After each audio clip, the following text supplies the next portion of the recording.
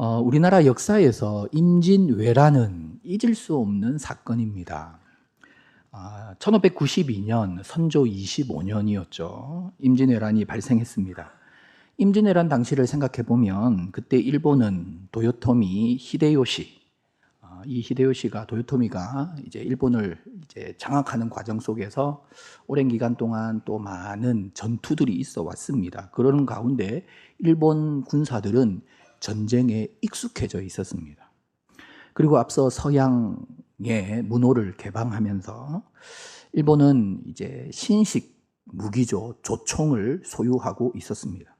그에 비해서 우리 조선은 조선 건국 이래로 200년 동안 전쟁이 없었던 거예요. 그 과정에서 조선의 군사 제도는 상비군 제도에서 예비군 제도로 전환이 된 거죠. 그러면서 예전에 그 고려시대 때 많았던 군인들이 이제 200년 후에 전부 다 농민이 다 된 거죠. 더욱이 군포만 내면 병력에서 면제까지 받았습니다. 양국의 군사력의 차이는 하늘과 땅 차이, 딱 이 말이 맞습니다. 실제로 일본이 5월 3일에 부산 진을 침략한 이후로 단 보름 만에 한양 근처까지 도착을 했습니다. 어떻게 우리나라를 부산에서 서울까지 가로지르는데 전투를 하면서 단 보름 만에 한양 가까이 도착할 수 있을까? 그만큼 조선의 군사력이 열세였다는 것입니다. 일본은 전쟁 전에 조선과의 전쟁을 한 달 안에 끝낼 수 있다 장담했습니다. 그런데 막상 뚜껑을 열어보니 이건 뭐 한 달도 걸리지 않았습니다. 보름 만에 한양에 거의 도착을 했습니다. 또 뭐 한양에 뭐 특별한 뭐 군사들도 없었거든요. 그러면 한양을 점령하고 임금 선조로부터 항복을 받아내면 이 전쟁은 끝나는 거예요. 이 보름 이제 뭐 20일도 되지 않아서 그들의 예상보다 훨씬 빨리 전쟁이 끝나는 거죠. 그런데 일본이 전혀 예상하지 못했던 사건이 발생합니다. 전혀 진짜 생각도 못했던, 꿈에도 생각했던 못했던 일이 발생하는데요.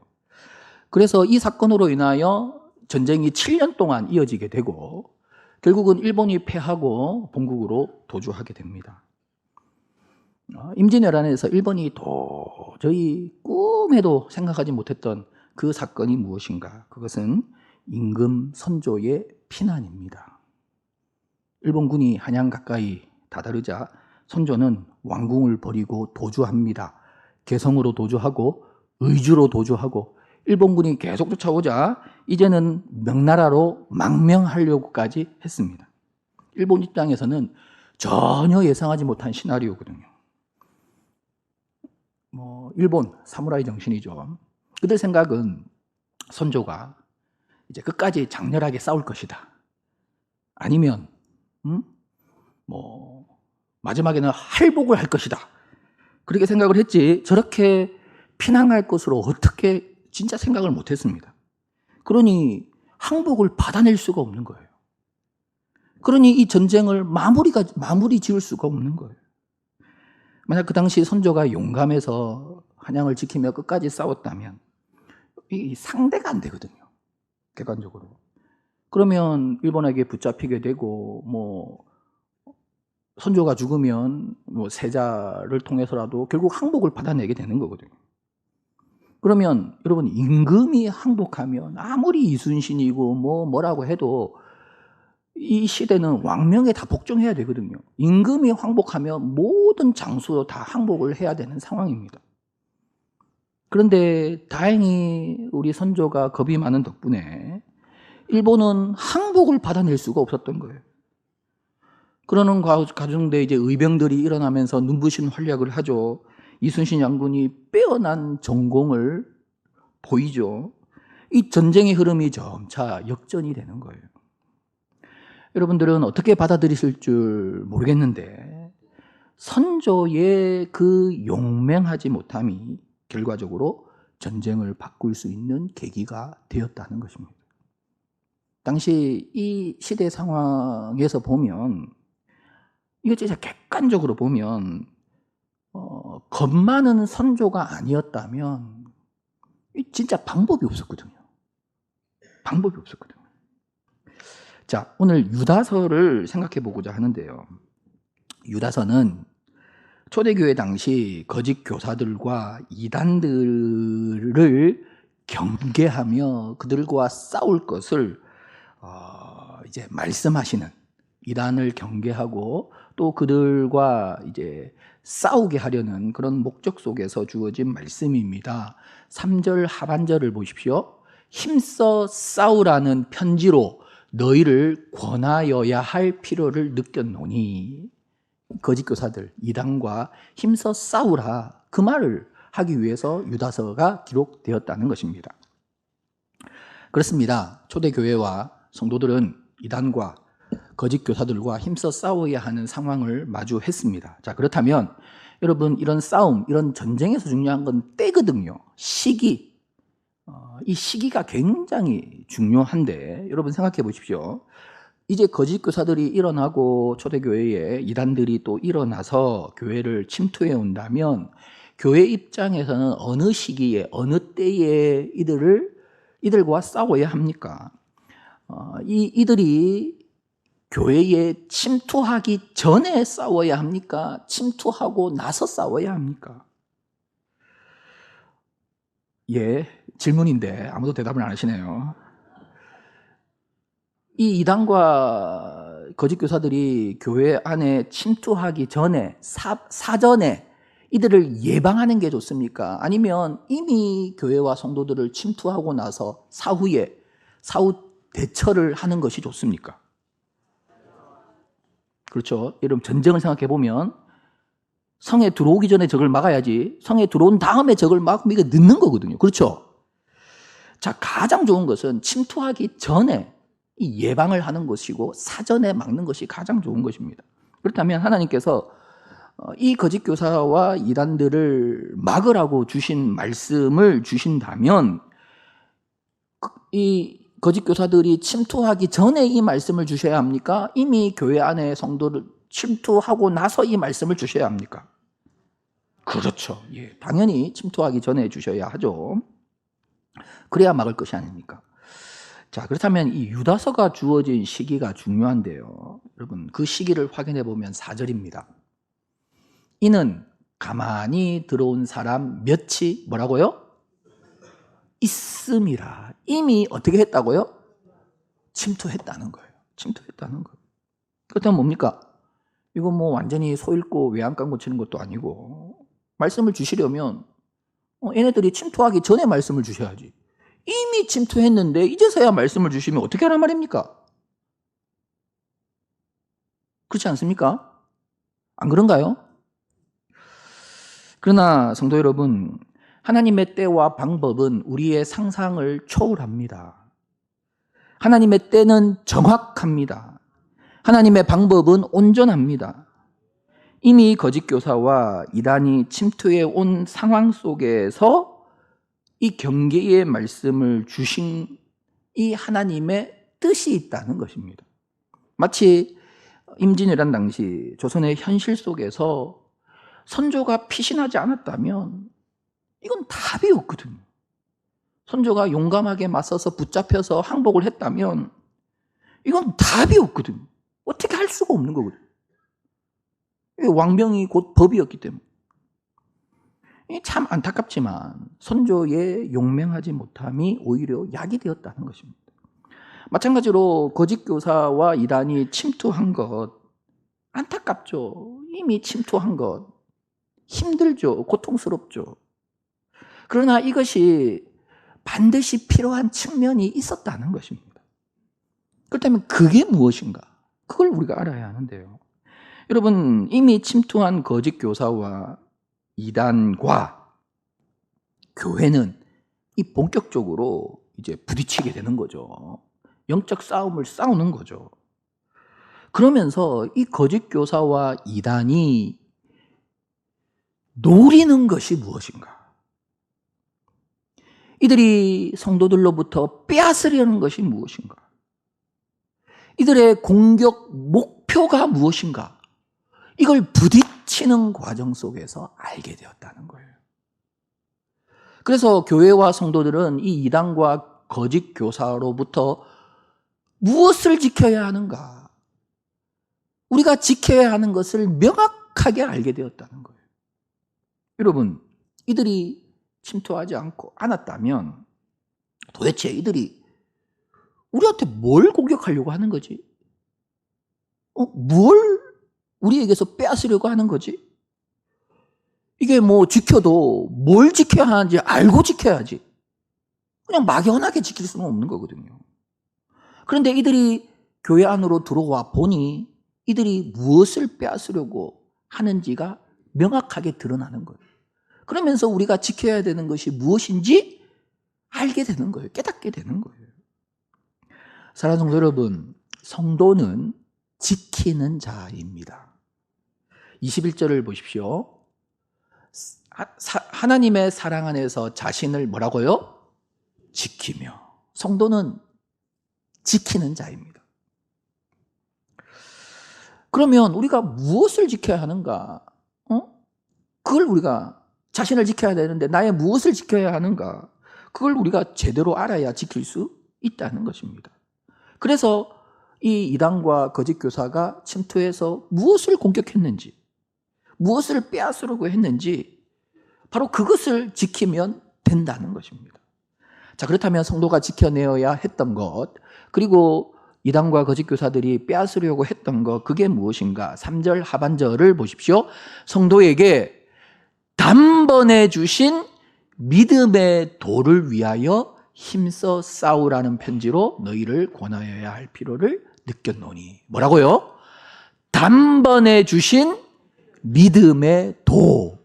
이것을 이단과 거짓 교사들은 빼앗으려고 하고 성도는 이것을 지켜야 했던 것입니다. 자, 단번에 주신 믿음의 도.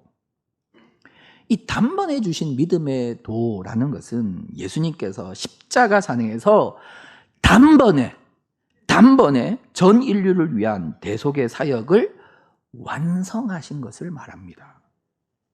그래서 십자가의 예수님을 믿는 그 유일한 믿음이죠. 그 믿음으로만 우리는 구원을 얻는다. 여기에 그 어떤 인간의 노력도 공로도 필요 없다. 여기에 그 어떤 인생의 희생도 수고도 대가도 필요 없다. 어떤 조건도 어떤 자격도 첨가될 수 없다. 아무리 누가 와서 안 된다, 할례를 받아야 된다 라고 해도 아니다. 다른 제사나 제물도 어떤 의무도 필요하지 않다. 오직 십자가에서 단번에 이루신 주님의 그 대속의 은혜만이 우리를 구원한다.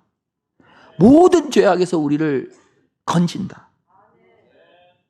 바로 이 믿음을 말하는 거예요. 단번에 주신 믿음의 도. 이걸 말하는 거거든요. 그런데 이단과 거짓 교사들은 이 단번에 주신 믿음의 도를 공격하는 거예요. 그러면서 아니다. 더 필요하다. 그것만 가지고는 불완전하다. 그래서 대표적으로 이 초대교회 당시 계속해서 이 유대파 거짓 교사들은 할례를 강조했던 거예요. 증표가 있어야 되지 않냐? 때를 알아야 되지 않냐? 그러면서 할례를 강조한 거예요. 그리고 더 나아가 선행을 강조하죠. 또 더 나아가 고행을 강조하죠.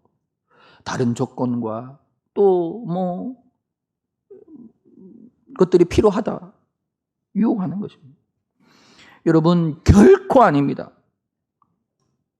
다른 것은 필요하지 않습니다. 오직 단번에 주신 믿음의 도, 단번에 십자가에서 이루신 그 대속의 은혜, 여러분, 그것만이 우리를 구원하는 유일한 완전 무결한 능력인 것입니다.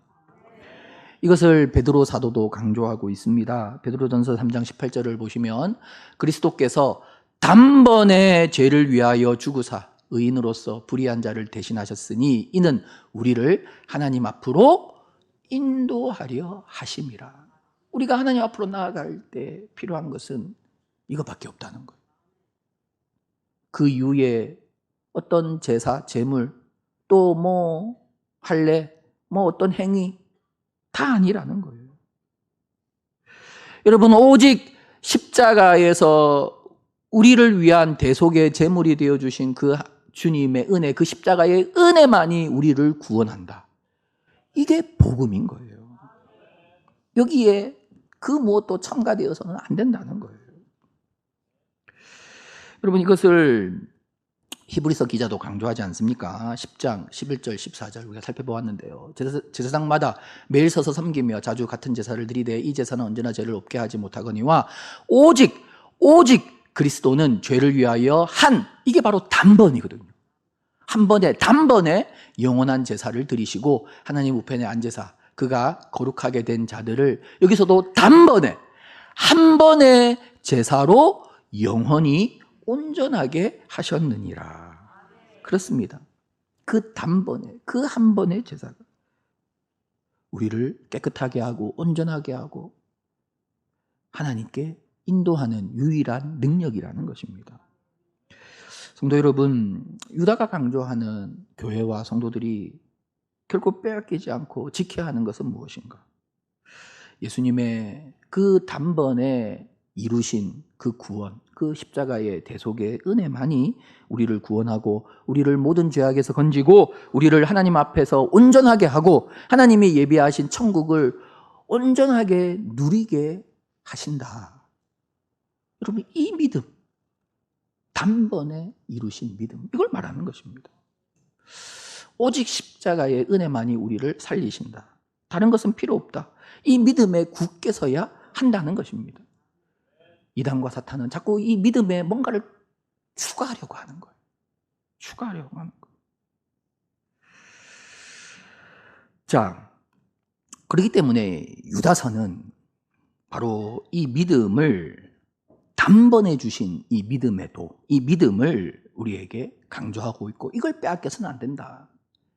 이게 무너져서는 안 된다. 그걸 강조하고 있는 거예요. 그러면서 유다서는 그렇게 이 믿음이 흔들렸고 이 믿음을 빼앗겼던 사람들 그리고 그런 사건들을 이제 유다서는 중간에 쫙 기록하고 있는 거예요.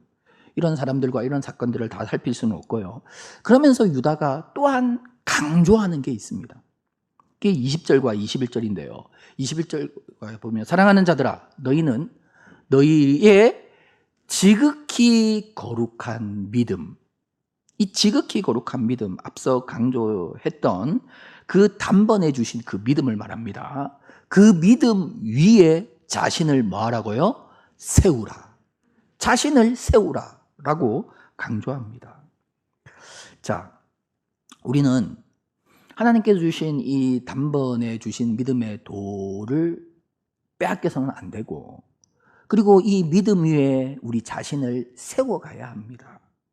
특별히 믿음 위에 자신을 세운다라는 단어, 이 표현, 이 세우다라는 이 단어가 에포이코도메오라는 단어인데요. 이 단어는 이제 집을 건축하다, 집을 세운다, 건축하다는 말입니다. 그래서 이제 현대어로 번역된 많은 성경들은 대부분의 성경들은 다 이걸 건축하다라는 이렇게 번역하고 있습니다. 자신을 건축해라 이렇게 번역하고 있습니다.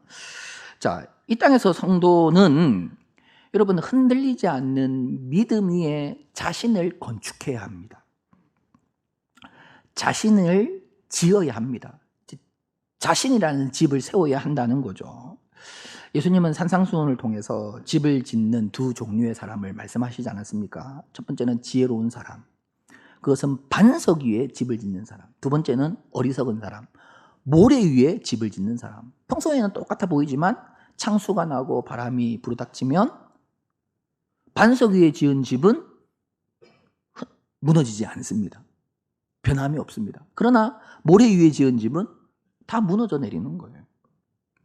여러분, 유다는 교회와 성도들이 결코 빼앗기지 않아야 하는 그 믿음 위에 자신을 세워야 한다라고, 자신을 건축해야 한다라고 강조하고 있습니다.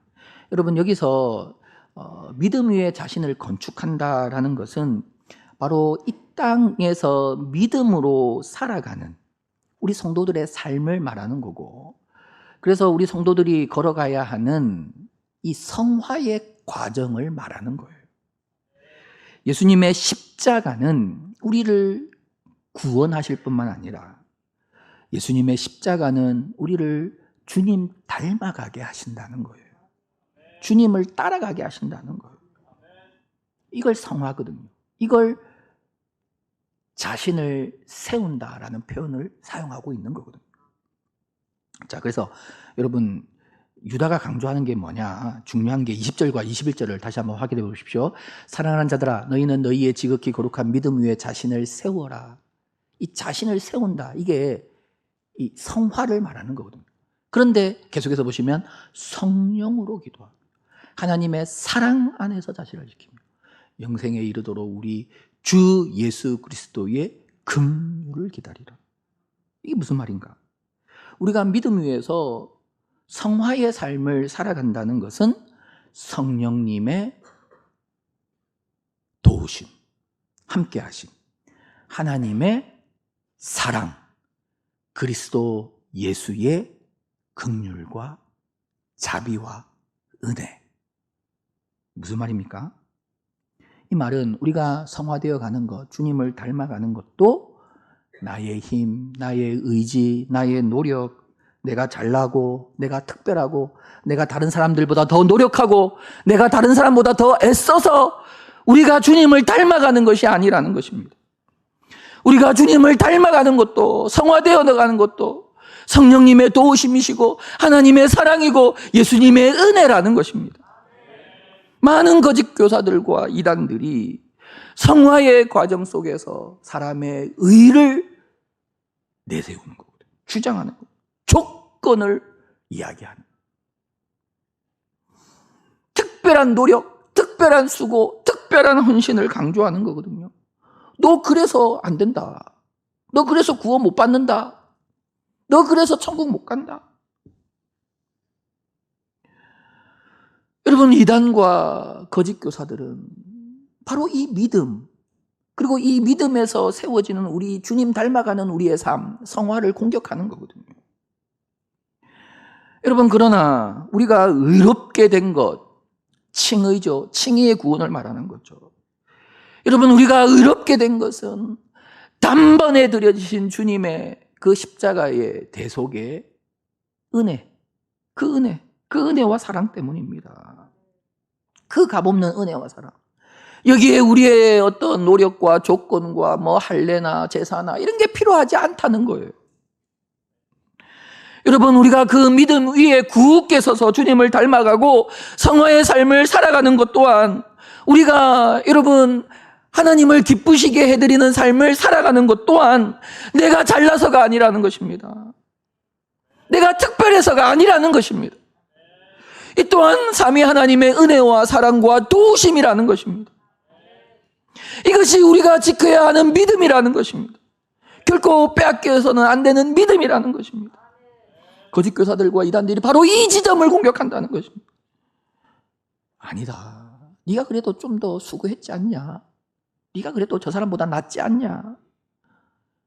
비교해봐라. 네가 더 특별하지 않냐? 여러분, 사탄이 인류의 시작부터 그렇게 우리를 공격해오는 거거든요. 그러면서 너 우리를 자신을 강조하며 그렇게 유혹하는 거예요. 시험하는 거예요. 여러분, 본문의 저자인 유다를 한번 생각해 보십시오. 그리고 유다 하면 누가 생각납니까? 나잖아요. 가룟 유다. 이 가룟 유다 한번 생각해 보십시오. 비교해 보십시오. 가룟 유다, 예수님의 12 제자였습니다. 예? 가룟 유다의 시작은 예수님의 12 제자였습니다. 그리고 예수님의 그 사역 공동체에서 회개의 업무를 맡은 거예요. 여러분, 지금도 어느 단체나 재정을 아무에게나 맡깁니까? 재정을 아무에게나 맡기나요? 가장 믿을 만한 사람에게 재정을 맡기는 거거든요. 그렇지 않습니까? 가룟 유다는 제자 중에서 가장 믿을 만한 사람이었다는 거예요. 가룟 유다의 시작은 너무나도 훌륭합니다. 이보다도 좋을 수가 없습니다. 그러나 예수님의 동생 유다는 어떻습니까? 유다는 예수님을 미친 사람 취급했거든요. 우리 형 제정신이 아니다. 형을 못마땅하게 생각하고 미쳤나? 빨리 와라. 그러면 안 된다. 응? 그러면서 요한복음에 보면 이 동생들이 예수님을 배척했다라고 하거든요.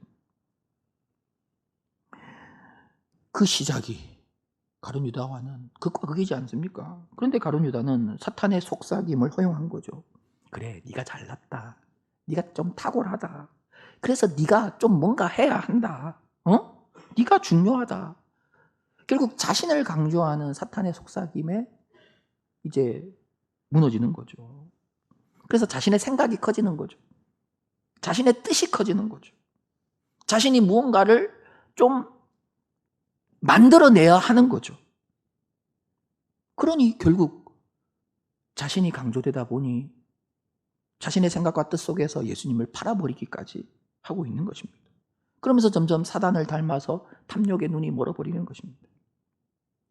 그러나 예수님의 동생 유다는 깨닫는 거거든요. 아이고, 참 나는 아무것도 아니구나.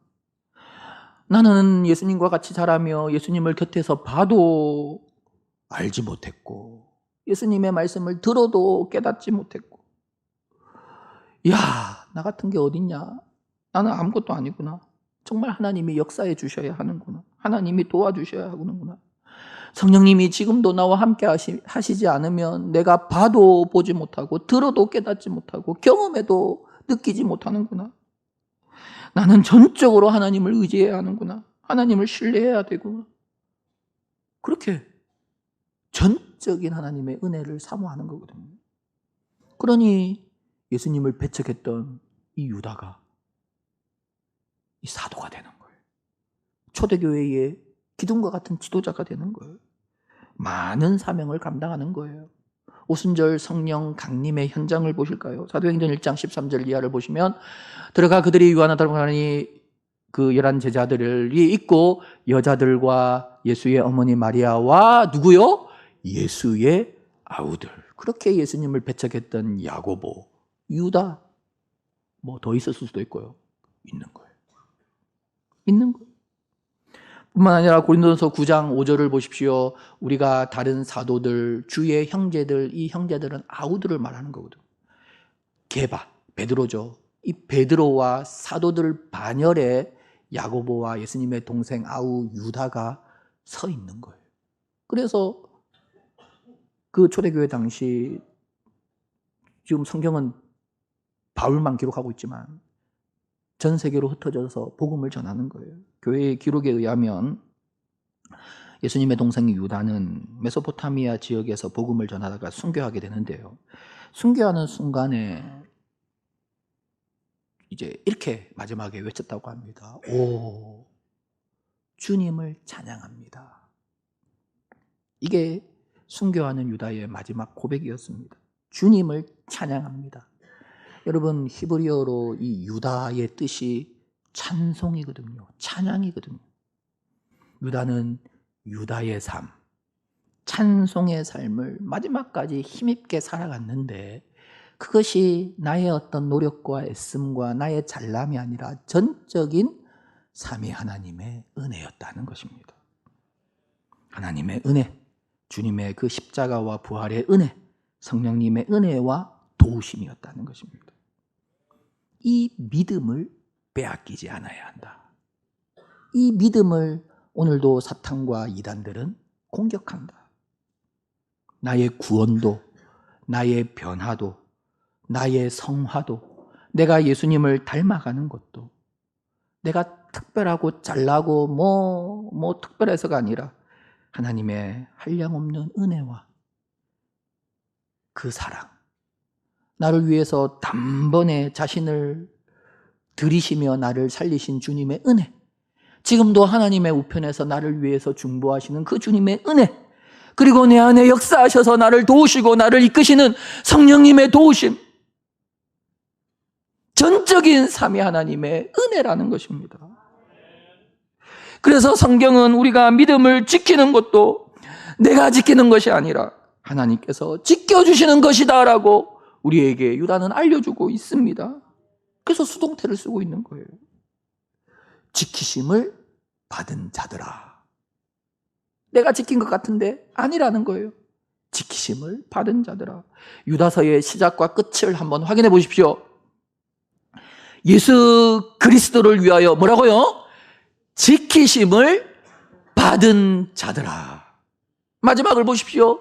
능히 삼위 하나님께서 너희를 어떻게 하신다고요? 보호하신다, 지켜주신다. 같은 말이거든요. 그렇습니다. 유다는 이 서신의 시작과 끝에서 우리는 지키심을 받은 자다, 하나님의 보호하심 속에 있는 자다. 사랑하는 성도 여러분, 나의 구원도 오직 하나님의 은혜입니다. 내가 주님을 닮아갈 수 있는 것도, 나의 성화도 오직 하나님의 은혜입니다. 내가 잘나서가 아닙니다. 내가 특별해서가 아닙니다.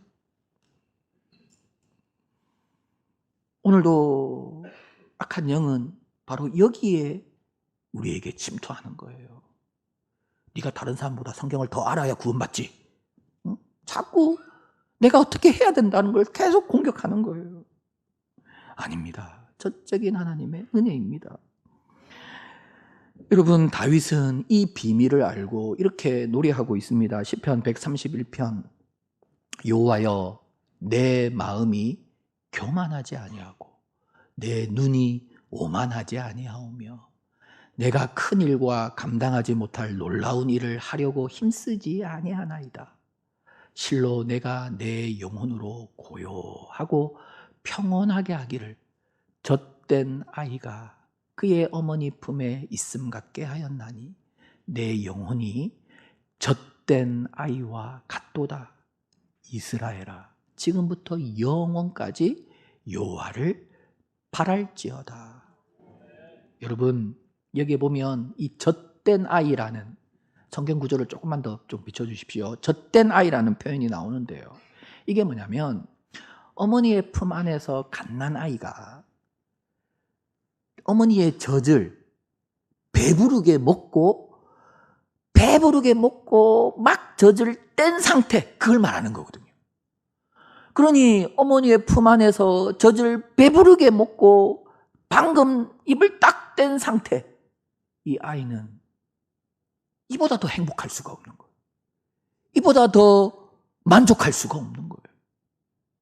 그 아이가 어머니의 품에 있는 거예요. 이것보다 더 큰 만족과 더 큰 행복이 어디 있겠습니까? 그런데 이게 이 아이가 잘나섭니까? 어머니와 함께 하기 때문입니다. 어머니와 함께 하기 때문에. 어머니가 없으면 이 아이는 아무것도 아니에요. 그러니 이스라엘아, 지금부터 영원까지 뭐라고요? 오직 여호와 하나님만 바랄지어다. 내가 누리는 이 행복은 뭐 내가 잘나서지. 그게 뭐냐면 내 마음에 교만하지 아니하고 내 눈이 오만하지 아니하고, 그 말이거든. 나의 나됨이 오직 하나님의 은혜라는 것입니다. 이 믿음을 우리는 지켜야 한다는 것입니다. 한경직 목사님의 유명한 일화죠. 수많은 목사님들이 모인 자리에서 한경직 목사님이 이렇게 말했습니다. 목사님들, 예수 잘 믿으세요. 이 한마디. 목사들을 향하여 예수 잘 믿어라 라는 이 한마디. 이 한마디가 그 자리에 많은 목사들이 있었는데 그 자리를 숙연하게 만든 거예요. 여러분, 그 안에는 내가 개척해서 성공했는데 우리 교회, 그런 생각을 가진 사람도 있고, 내가 잘해서 우리 교회가 부흥하고, 그런 생각을 가진 사람들도 있는데, 예수 잘 믿으세요. 내가 아니라는 거죠. 내가 아니라는 거죠. 오직 하나님의 은혜라는 거죠. 여러분, 우리는 예수 잘 믿어야 합니다. 내가 아닙니다. 내가 아닙니다. 오직 하나님의 은혜입니다. 이 믿음에 우리는 굳게 서야 하고 이 믿음을 빼앗겨서는 안 된다는 거예요. 이 믿음에 굳게 서서 이번 한 주간도 힘있게 살아가는 저와 여러분이 될 수 있기를 바랍니다. 우리 함께 찬양하겠습니다. 우리 찬송가 357장 주 믿는 사람 일어나. 우리 함께 찬양하겠습니다.